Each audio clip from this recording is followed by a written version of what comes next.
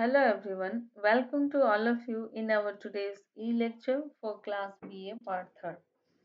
And in this lecture, we are going to discuss the line by line explanation of our poem Fern Hill written by Dylan Thomas. As we have discussed uh, line from 1 to 9 in the uh, our previous videos, and this is the fourth video regarding this poem, and in this video we will discuss our next lines. So here you can see the line from 10 to 14 on your screen. So start our today's lecture. And as I was green and carefree, famous among the barns, about the happy yard and singing as the farm was home in the sun that is young once only, and time let me play and be. Miss, everywhere in this poem, every time Dylan Thomas personified the time. Here he says the time is the real hero of this poem. So next, in our next line, line number 10 to 14, we can explain like this. Next, in the above lines, the poet says that he was happy and carefree on the farm. जब भी वो अपने aunt के farm पे होता है अपने childhood में, तो वो कैसा है बिल्कुल वहाँ पे, वो बिल्कुल हैप्पी और केयरफ्री मूड में वहाँ पे होता था. He enjoyed there as if the farm is his house. और उस फार्म पे कैसे एंजॉय करता है वो, जैसे माना कि वो फार्म उसका घर ही हो. And he was known to neighbouring barns, और शायद वो जैसे ये जो फार्म है उसके आंट का, कि जैसे उसका घर ही हो, और पास ही के जो बान है, जो बाड़े हैं, जो खेत है, नेबरिंग, वो भी उसको जानते हो. The sun was looking young means bright. आगे क्या कहते हैं पोएट की, सन भी कैसा है, लुकिंग ब्राइट, बहुत ब्राइट नजर आ रहा है. As previous the poet says the time was kind and beautiful to him. जैसे पहले भी पोएट कह चुका है कि time was kind to me and bountiful to him, कि टाइम ही मेरे प्रति, बचपन में मेरे प्रति बहुत काइंड रहा, बहुत ही बाउंटीफुल रहा, so that I could enjoy the natural beauty in my childhood. और शायद टाइम ही इतना काइंड और बाउंटीफुल रहा मेरे प्रति कि मैं पूरे बचपन को एंजॉय कर पाया, बचपन में मैं इस नेचुरल ब्यूटी को एंजॉय कर पाया. So time only permitted me to play at farm and enjoy the beauty of nature.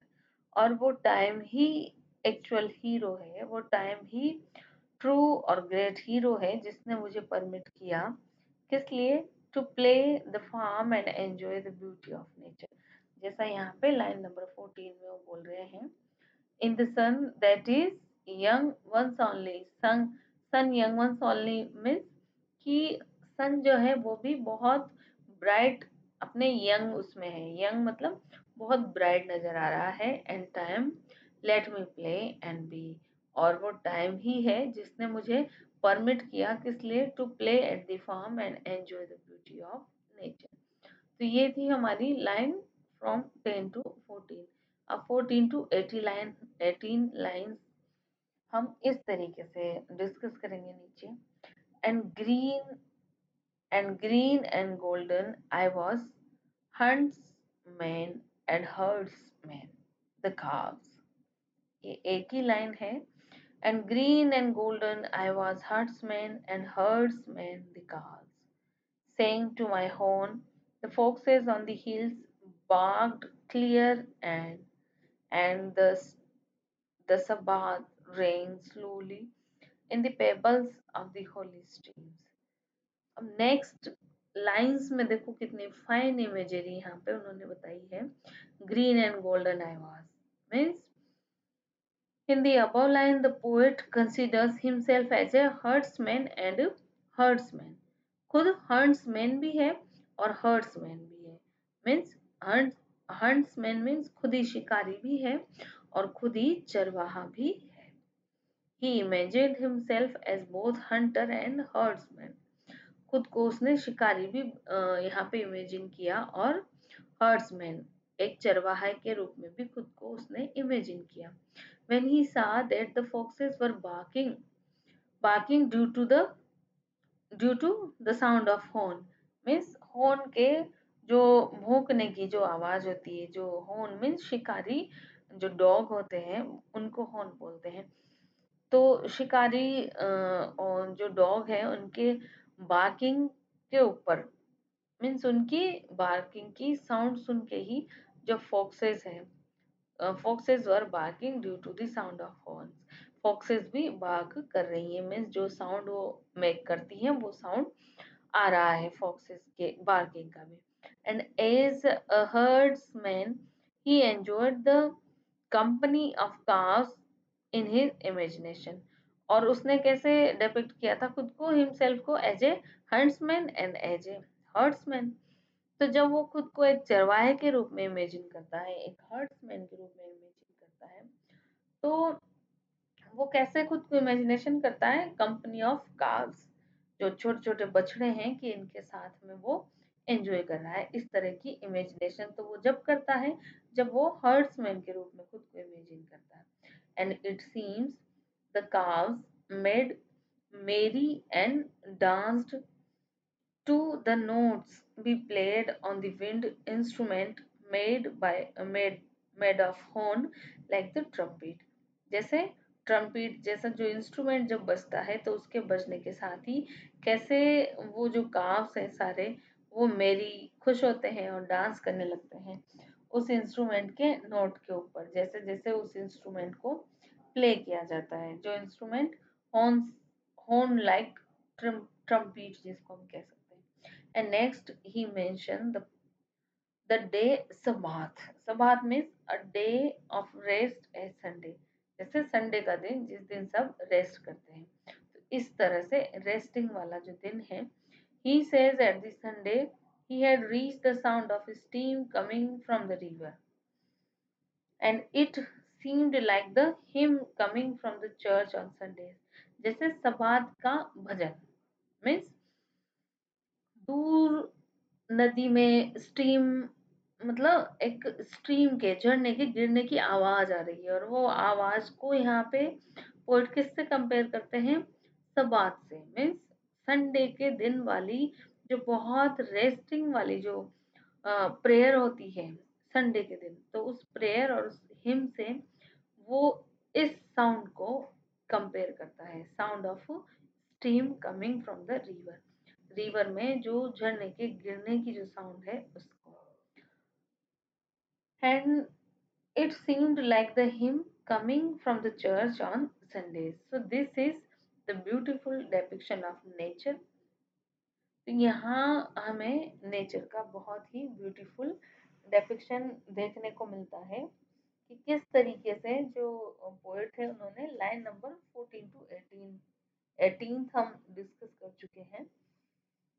तो नेचुरल सीनरी और नेचुरल ब्यूटी को कितना सुकून भरा उन्होंने यहाँ पे एटमॉस्फेयर में कंपेयर कर दिया कि जैसे संडे की जो सबात में संडे का जो चर्च से जो हिम की आवाज आती है, जो संडे की प्रेयर की आवाज आती है चर्च से, बिल्कुल वैसा ही उतना ही सूदिंग म्यूजिक है वो दूर एक नदी में उस स्ट्रीम के गिरने का आ रहा है. तो ये बहुत फाइन इमेजरी यहाँ पे हमें देखने को मिलती है कि किस तरह से नेचर को डेपिक्ट किया है पोएट ने. और अगली जो लाइन है वो देखिए, लाइन 19 to 23.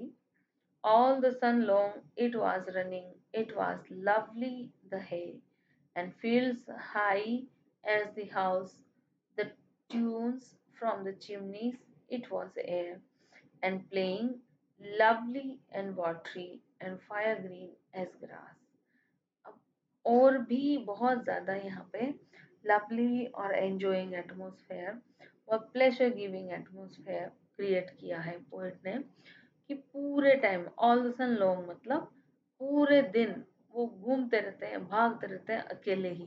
कहाँ पे? द है मीन्स होती है सूखी घास, कि सूखी घास के ढेर, और कितने सूखी घास के ढेर, इतने बड़े ढेर लगे हैं पूरे मकान के बराबर के, जैसे कोई पूरा मकान बन जाए। तो इस तरीके का जो हाई है के जो ढेर हैं उन पे भी वो पूरे दिन खेलते रहते हैं। And playing lovely and watery and fire green as grass. तो ये line number 19 to 23। So in the above lines the poet says all the sun means all the day he was running, means पूरे दिन ही वो दौड़ता रहता है। कहाँ पे? एट द प्लेस, उस जगह। कौन सी जगह? The farm house of his aunt, उसके आंट का, अंकल का जो फार्म हाउस है वहां बहुत मेरीली वो दौड़ता रहता है, घूमता रहता है। So there were lovely scenes all over, as there was hay stakes as high as the house। और जो घास है सूखी, उसके ढेर इतने ऊंचे हैं जितने कि वहां घर है, उन घरों से भी ज्यादा ऊंचे उनके वो आ, निकलते जा रहे हैं। जो घास है, घास के जो ढेर लगे हुए हैं, और उनके ऊपर ये दिन भर खेलते रहते हैं।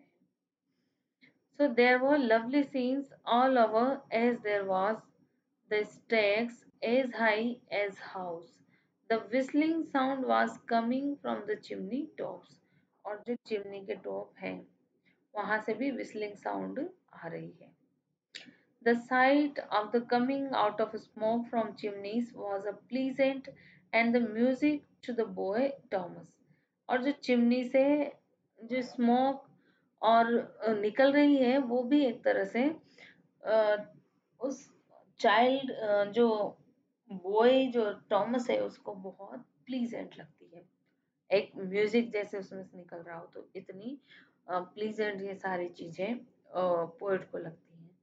So it is an example of synthetic imagery, और ये एग्जाम्पल एक सिंथेटिक इमेजरी का है। The sun was bright but in his childhood. Sun जो है वो ब्राइट कब है? उसके चाइल्डहुड में। The brightness of the sun seems as cold as green grass to the boy Thomas. Sun अपने ब्राइट में है, लेकिन उससे भी ज्यादा जोश और जुनून उस बालक टॉमस के अंदर है जो वहां पे घूम रहा है। तो यहाँ कहने का मतलब कि सन सन खुद ब्राइट है, लेकिन फिर भी वो बालक टॉमस को बिल्कुल as green as grass, grass की तरह ठंडा लग रहा है, बहुत कम लग रहा है, क्योंकि वो खुद डायलन टॉमस जो है एज अ चाइल्ड वो खुद इतने ग्रेट एनर्जी से भरा हुआ है कि उसको सन भी अपने बराबर ब्राइट नहीं लग रहा। So these are the some example of poets fine imagery। He not only enjoyed nature as a boy, but he feel the all internal beauty of its deep sense। तो सिर्फ पोएट ने उस beauty को enjoy ही नहीं किया, बल्कि उस natural beauty को फील भी किया है। अपने बचपन में उन्होंने नेचर को फील किया है।